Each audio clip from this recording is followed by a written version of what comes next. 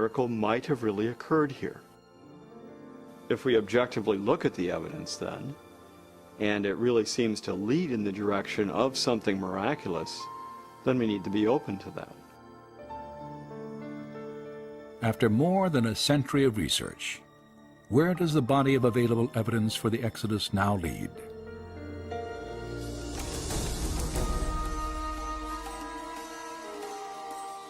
Many archaeologists have attempted to trace the path of Israel's journey to Mount Sinai.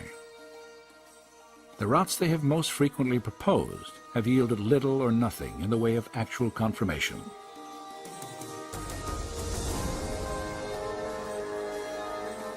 Yet today, another theory for the Israelites' path, far different from traditional ideas, may provide a trail of direct evidence for both a miracle and the historical validity of the Exodus account.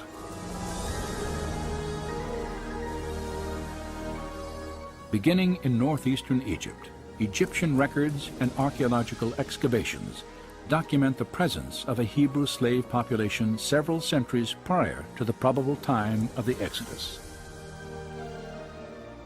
Evidence also shows that the Hebrews later appeared in Canaan, the promised land, after centuries of bondage.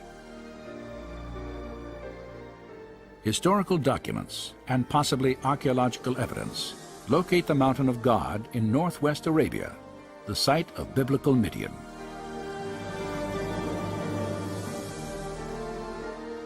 And a trade route leading to Midian, intersected by a system of riverbeds terminating at the Aqaba coast, matches biblical and historical descriptions of the Israelites' path to the Red Sea.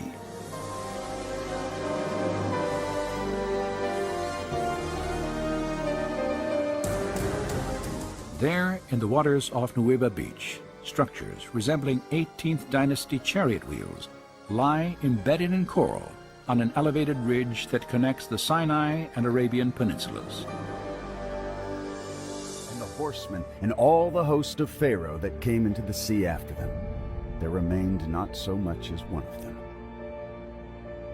But the children of Israel walked upon dry land in the midst of the sea, and the waters were a wall unto them on their right hand and on their left. If you open your Bible to the very back where you have all of your maps, you're going to see that most Bibles at least have a path drawn out of the Exodus pathway from when the Israelites left Egypt from slavery, when they were delivered by God through the Red Sea and then all the way to Mount Sinai and through the wilderness. Most Bibles will have a map that depict the pathway and the route that they took. You can throw that map in the trash. That's not the actual route. Ron Wyatt found the actual Red Sea crossing. When Ron Wyatt was at this spot in 1978, he decided to inspect the waters here for any evidence that may have been left behind from approximately 20,000 chariots, plus the horses, horsemen, and foot soldiers. What he found has been confirmed by others. There has never been any real convincing evidence, nothing found, nor archaeological evidence found by Cairo, Egypt, that would support the fact that the Israelites crossed there. There has been, however, much evidence found, archaeological evidence, to show that the crossing was here and that Mount Sinai is in Saudi Arabia. And that's where Pharaoh realized they would be entangled in the wilderness, and then pursued them. And they came out at the beach here, and this is where they actually crossed. Right in front of us here is a melted beach where the sand and the stones were literally melted together like concrete. Really? This is not loose sand. This is a melted beach which the pillar of fire created when it stood here. So separating the Egyptian army from the fleeing Israelites. Yeah. So again, this is more evidence, that confirms the location here. My goodness. Now, how did you find out about that? I heard about it, and then I saw it myself, So here it is. You see this rock is just infused in with the sand and the little rocks there. And this is all hardened. This is like concrete. That is amazing. Jason here is stepping on it. It's very solid. This is a different area. How did the locals explain this? I asked the hotel owner was here with us that we know, and he says, I've never seen this before. You know, his hotel's in a different area, but you know, he was amazed at what he saw. So, well, there's the evidence right there. It's solid. Right. And so a piece of it was broken off for us to look at, and you can see up close here, all the little rocks and the sand, they're melted together, infused by the pillar of fire. And this goes on for some way. There's another bird's eye view of the beach. And as you can see, all of Israel would fit onto this area of land while God protected them with a pillar of fire, cutting off Pharaoh's army coming from behind. Inscriptions thousands of years old, and the few chariots recovered from ancient tombs reveal much about the construction of these legendary vehicles of war. Could any of them actually be found on the seafloor off the Nuweiba Peninsula? Here we see another wheel suspended on its axle, standing at attention. It has 6 spokes and a raised center hub. Ron Wyatt made many dives here and located many artifacts. That thing in the middle is like the hub of the wheel, and then it's almost like a cross of coral. The wood rotted away. The metal would still be there with coral around it. But as you can see, I mean, that's just not a natural coral formation. There shouldn't be any coral at all in this area because there's nothing for it to grow on. But if there was a bunch of chariots down there rotting away, coral would definitely be growing on them. So, as you can see, I mean, that's clearly a chariot wheel. This is pretty clearly a chariot wheel. On the right side is giving you like an illustration, but I mean, you can even without the illustration, you can see. I mean, it just gets more and more obvious. Like, what is that coral doing? That's obviously something sticking up, like an axle. That's just not normal. I mean, come on. Like, what do you think that is? There's also a gold one found. And, I mean, if you don't think that's a chariot wheel, I don't know what to tell you. That's a chariot wheel. The premier find here at the crossing site is this gold veneer that was left behind from a 4-spoke chariot wheel. The Bible tells us there were 600 choice chariots used in the chase of the children of Israel. This artifact was left behind at a depth of 200 feet. Since specialized equipment would be necessary to raise it to the surface, today it is still in the location where it was found. They're literally finding chariot wheels. This is all found in that Red Sea area. Egyptian chariots were known to use metal hubs in the center of the wheels. Using metal detectors, divers have found metal in the raised hubs that are now covered in coral. So when you dive with underwater metal detector, you can go over all the corals and you don't get any reading. And then when you go over obviously metal or iron or whatever, you do get a reading. So that's the way you know that if you've got a wheel shape and you get a strong metal reading from it, then that would be the difference between just a round coral and something that could potentially be a chariot wheel. So when you compare this particular 4-spoked hub to the hubs that you see in the Egyptian Museum, you know, it looks exactly the same, and there's metal where you'd expect to see it. On a number of trips we've brought metal detectors to Nuweiba, and these reveal that inside the coral there is metal that would be consistent with what we'd expect from finding remains of the Egyptian army. And also in that kind of material we can find bronze. And bronze is a metal that's made by humans, so it's not a natural one. You can see how rugged these mountains are. And much of the Gulf of Aqaba is just as rugged underwater. So if God had parted the water with the underground terrain looking like this, it would have been impassable. There are 2,000-meter high mountains around the Gulf of Aqaba. There are 2,000-meter deep waters in the deepest section. Huge falls from the peaks to the bottom. You can ask the question, how can we cross the seabed? I mean, we just take away the water. We don't talk about the water. But how can you just cross? First, you could not have any mud on the seabed. You need a solid ground. Horses should be able full speed going across that material, whatever the material is. In the middle of the Gulf Aqaba, there is a shallow section, relatively speaking, shallow. And the interesting thing is that the downhill slope and then the uphill slope on the other side is within the criteria for wheelchairs in the US. You know, it can't be too much uphill or downhill with a wheelchair because it's too much work, so to speak. So the downhill slope and the uphill slope is within these limits. That's a scientific statement. This is the Wadi Watiya. This is the canyon that connects the Sinai Desert to the Red Sea. And you can see these very rugged mountains. If you're walking down this canyon, you've got to follow it all the way. You can't go left or right. We find in Exodus chapter 14, verse 3, a description where Pharaoh would say, the children of Israel are entangled in the land, the wilderness has shut them in. That's a perfect description of this wadi leading down to the Red Sea.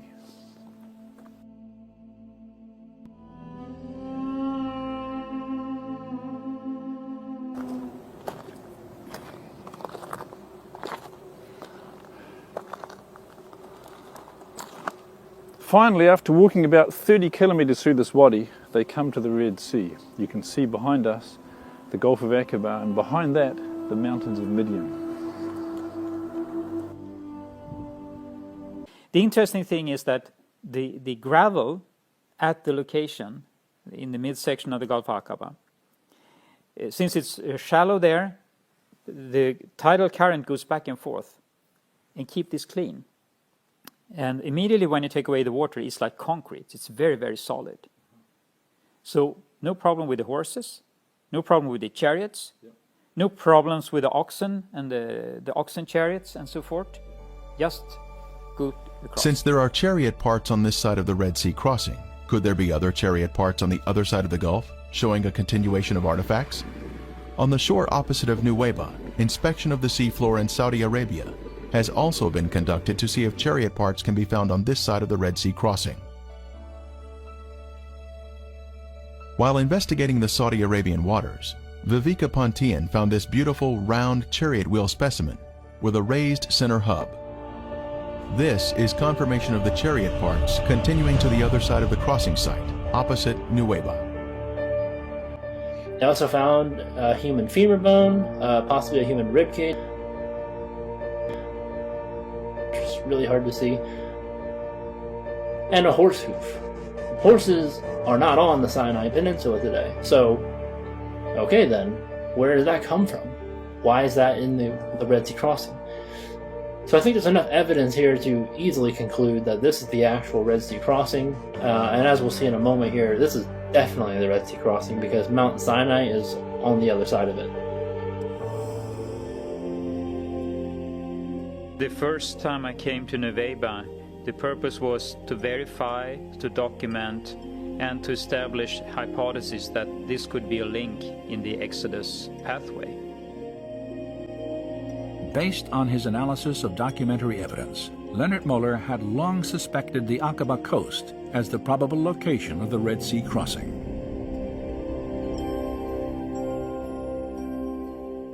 In 1997, he heard reports from other divers who claimed to have found unusual coral structures, some resembling the shapes of chariot wheels. Muller decided to investigate these claims for himself.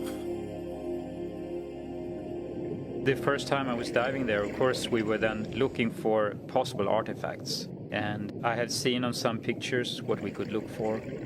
I was skeptical and excited, because if this is the place for the crossing, then of course that's a big thing. So I was excited about that. But I was also skeptical because 3,500 years, that's a long time. But if Nuweiba is the crossing site, then of course you would expect to find remains of the Egyptian army.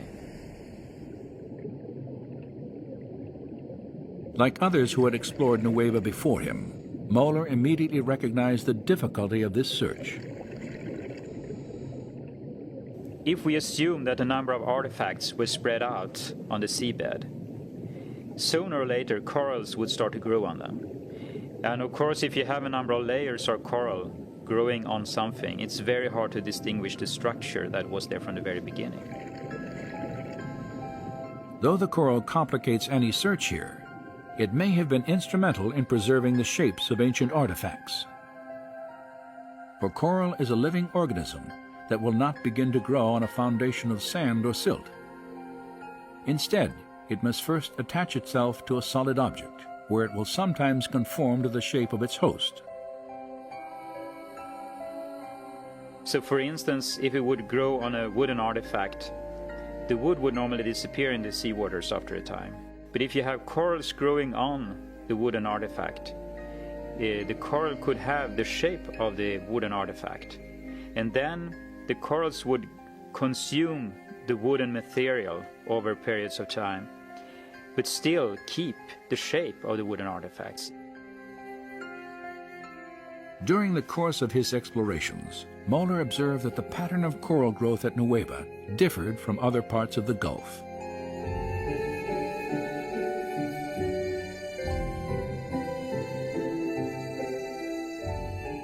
Unlike the coral at the northern and southern ends of Aqaba, which often forms large, dense reefs, some covering many acres, the formations at Nueva Beach are generally smaller and scattered randomly across the sea floor.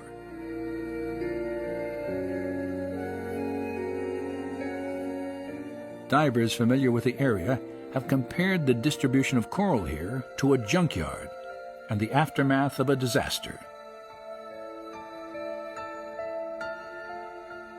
This description is fitting, and among the strange formations in these waters, many display features indicative of human engineering.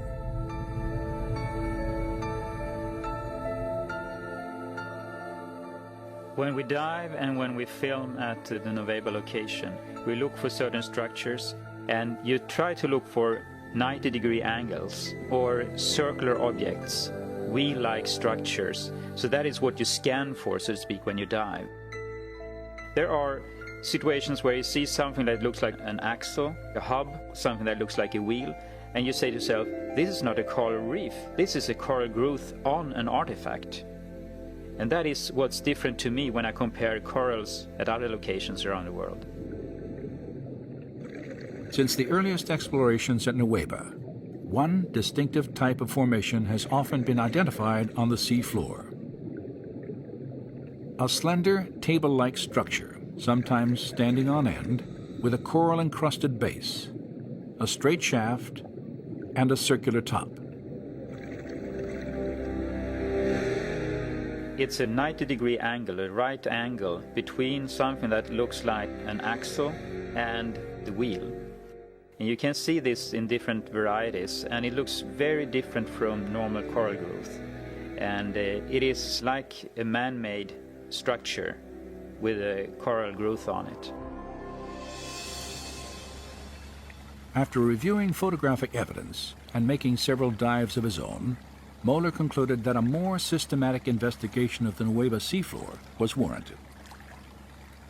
He realized that the limited diving time afforded by scuba equipment would never allow an extensive search of the area.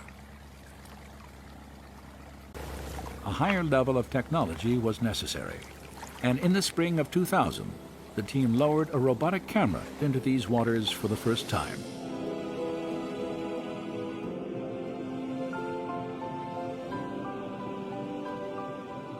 This has never been done. No one have been in the area at all with a remote control camera.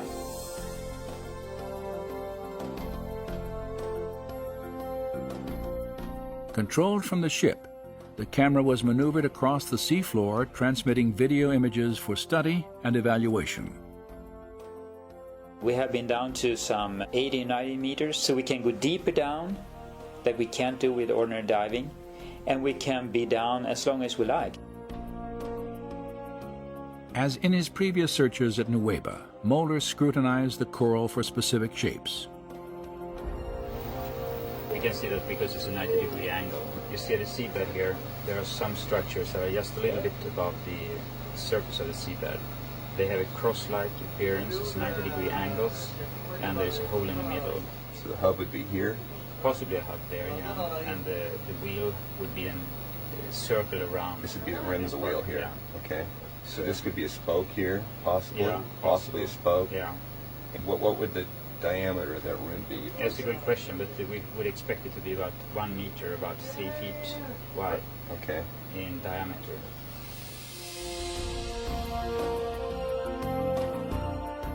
The robotic camera's survey revealed many shapes and objects familiar to Mueller, including coral formations with right angles, arches, discs, and straight shafts fused into larger masses that had the appearance of twisted wreckage. Now, when we have been able to go back and forth with the remote control camera, we can repeatedly see that these strange structures we are looking for are there. Not at one place, but you see them again and again and again. And this could be the outer rim of a wheel going around like The that. abundance of these unusual coral structures was even more apparent when tapes of the expedition were carefully scrutinized during the months following the search at Nueva. Perhaps have a wheel here, standing on the seabed. When you sit and look at these films that has been taken by the remote camera, you see all these strange artifacts or coral growth on some artifacts or structures that appear repeatedly, time after time, at different locations at this spot. And you can sit there and think, well, what is this? This doesn't look like normal coral growth. And it is amazing to see that so many things and such large areas down there that are like a man-made structure.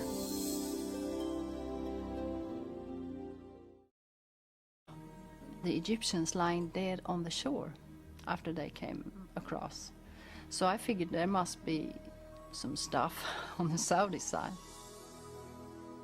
At one spot there is like a very shallow sort of land tongue going out in a straight angle towards Nueva. You could tell it by the shift of the color of the water. You could see how it was turquoise far out, you know. So I thought this would be interesting for exploration, so we did some dives near to that.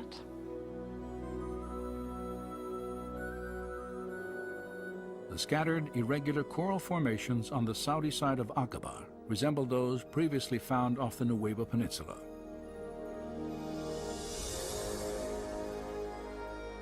In the midst of them, Pan Chien photographed this circular object attached to what appears to have been a broken axle or hub. This discovery was significant for two reasons. Pan Chien had documented the coral-encrusted form of a wheel with dimensions similar to ancient Egyptian artifacts directly across from the proposed Nueva crossing site. Her find also provided independent confirmation of earlier evidence establishing wheel-like formations on both coasts of the Red Sea, in accordance with descriptions in the biblical record. And the Lord looked down on the Egyptian army, and he made the wheels of their chariots come off.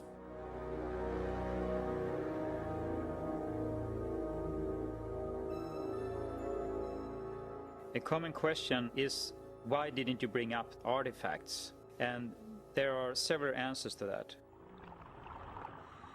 The best thing to do when you find something is just to keep it in position. Document it, but keep it in position. It's very easy to destroy anything. And the other thing, it's illegal to remove artifacts, but also you're not allowed to bring up any corals from the Red Sea. Well, a good scientific theory explains a lot of evidence very simply and coherently. And there's a pattern that's coming out of this evidence that really suggests that the biblical record has a lot more historical content to it than what scholars have been willing to grant in the past. So the question no longer is, why don't we find any evidence for the Exodus? But instead, what do we do with this evidence that we now have that clearly seems to support the biblical record?